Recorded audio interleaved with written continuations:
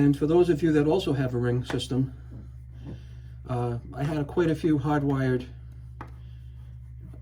window and door contacts. So Ring happens to make this little module that interfaces into your central alarm box and takes over the sensing of those contact points so that you can leave the original window and door contacts in place and use them without having to sacrifice, having